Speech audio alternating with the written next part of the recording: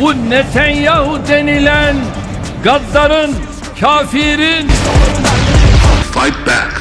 Silence will not help. ন্যাটোর আইনি ফাঁকফোকর বা বলা যায় এক প্রকার অলিখিত গ্রিন সিগন্যাল পেয়ে সিরিয়ায় তুরস্কের সামরিক ঘাঁটিতে সর্বাত্মক হামলার ছক করছে ইসরায়েল। আর ঠিক এর কড়া জবাবেই পূর্ব ভূমধ্য সাগরের নীল জলরাশিতে এক অভাবনীয় এবং চরম উত্তেজনাকর দৃশ্যপট তৈরি করেছে আঙ্কারা।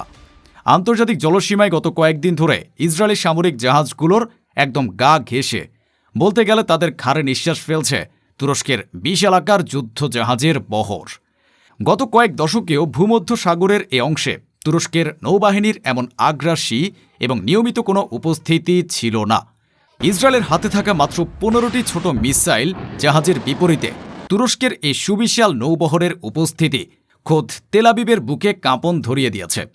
যে ভূমধ্য সাগরে ইসরায়েলের একচেটিয়া নৌ আধিপত্য ছিল, আজ তুরস্কের যুদ্ধজাহাজের হুঙ্কারে সে আধিপত্য রীতিমতো হুমকির মুখে।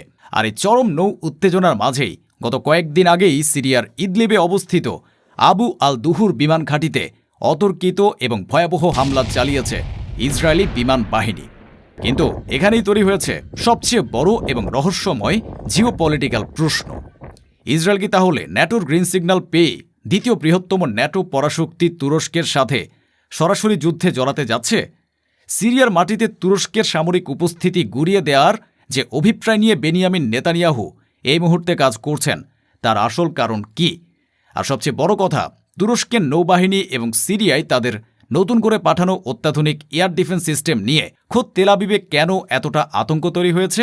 আসসালামু আলাইকুম, আমি তাহসিন হোসেন রাহি আছি আপনাদের সাথে। আজকের ভিডিওতে ইরান আমেরিকা যুদ্ধের মধ্যেই মধ্যপ্রাচ্যের এই নতুন এবং সবচেয়ে ভয়ঙ্কর সামরিক সংঘাতের সমীকরণকে বোঝার চেষ্টা করব। কেন ইসরায়েল তুরস্কের ঘাঁটিতে হামলা চালালো, তুরস্ক এর জবাবে কোন 4টি মারাত্মক পাল্টা পদক্ষেপ নিয়েছে এবং ন্যাটো চুক্তির কোন আইনি ফাঁকফোকর ব্যবহার করে ইসরায়েল তুরস্কের উপর একটি সর্বাত্মক হামলার ছক করছে। ভিডিওটি জিওপলিটিক্যাল দিক থেকে ভীষণ ইন্টারেস্টিং হতে চলেছে, তাই কোনো অংশ স্কিপ না করে একদম শেষ পর্যন্ত দেখুন। আর হ্যাঁ, শুরুতেই ভিডিওটিতে একটি লাইক দিয়ে দিন। শুরুতেই বলে দেই, সিরিয়ায় ইসরায়েলের এই বিমান হামলার পেছনের ঘটনাটি কোনো সাধারণ সামরিক অপারেশন ছিল না।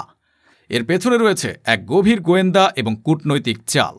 ইসরায়েল প্রথমে দাবি করেছিল সিরিয়া তাদের ওই ঘাঁটিতে তুরস্ককে একটি স্থায়ী সামরিক ঘাঁটি বানানোর অনুমতি দিচ্ছে, যা ইসরায়েলের নিরাপত্তার জন্য সরাসরি হুমকি এবং সিরিয়ার স্থিতাবস্থা বা স্ট্যাটাস কো লঙ্ঘনের শামিল।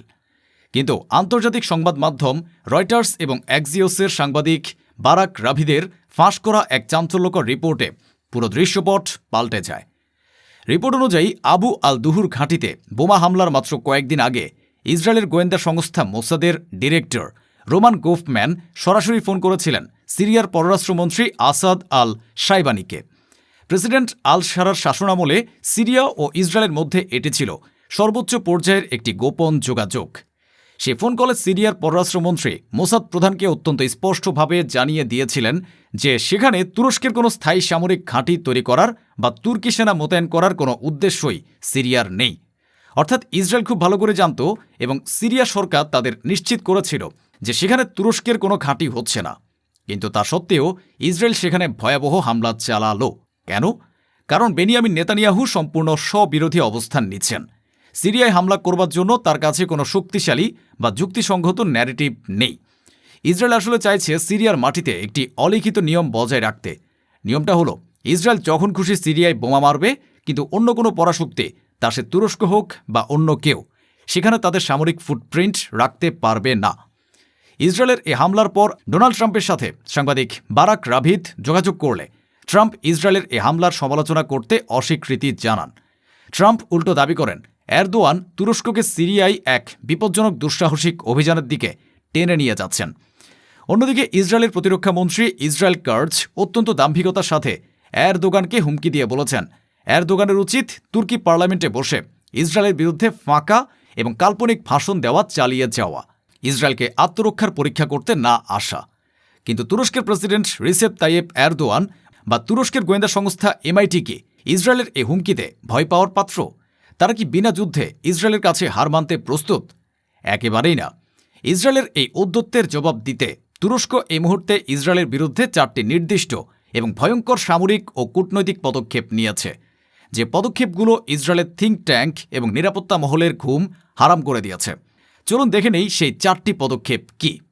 প্রথমত, তুরস্ক সিরিয়ার মাটিতে ব্যাপক পরিমাণে আক্রমণাত্মক এবং প্রতিরক্ষামূলক অত্যাধুনিক অস্ত্র ব্যবস্থা মোতায়েন করতে যাচ্ছে। I-24 এবং ইয়েদিওত আহারোনোত এর রিপোর্ট অনুযায়ী ইসরায়েলের ইন্টেলিজেন্স চরম আতঙ্কের সাথে লক্ষ্য করছে যে তুরস্ক সিরিয়ার ইদলিবে তাদের ঘাঁটি সম্প্রসারণ করে সেখানে হিশার ও সিপের এবং টাইপুন মিসাইল সিস্টেম মোতায়েন করেছে।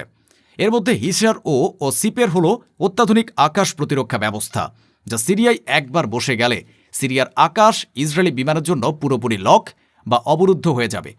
আর টাইফুন হল তুরস্কের নিজস্ব দূরপাল্লার ব্যালিস্টিক মিসাইল, যা সিরিয়া থেকে ফায়ার করলে সরাসরি ইসরায়েলের রাজধানী তেল আবিবে নিখুঁতভাবে আঘাত হানতে সক্ষম। দ্বিতীয়ত, ডেমনস্ট্রেশন অফ নেভাল পাওয়ার বা নৌশক্তির সরাসরি মহড়া।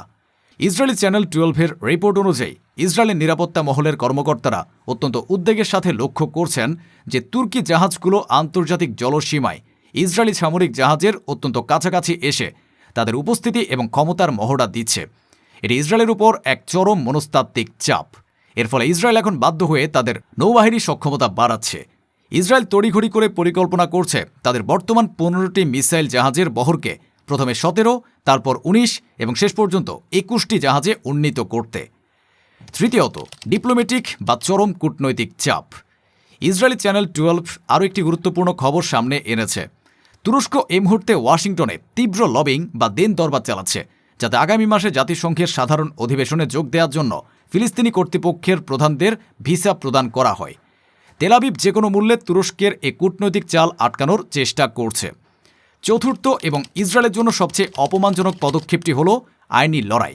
গ্লোবাল সুমুদ ফ্লোটিলা বা নৌবহরকে বাধা দেওয়া এবং মানবতার বিরুদ্ধে অপরাধের দায়ে ইস্তাম্বুলের একটি আদালতের জারি করা পরোয়ানার ভিত্তিতে তুরস্কের বিচার মন্ত্রণালয় এবার সরাসরি খোদ ইসরায়েলের প্রধানমন্ত্রী বেনিয়ামিন নেতানিয়াহু এবং আফেক মোসকোভিচের বিরুদ্ধে ইন্টারপোলের রেড নোটিশ বা গ্রেফতারি পরোয়ানা জারির আনুষ্ঠানিক অনুরোধ করেছে।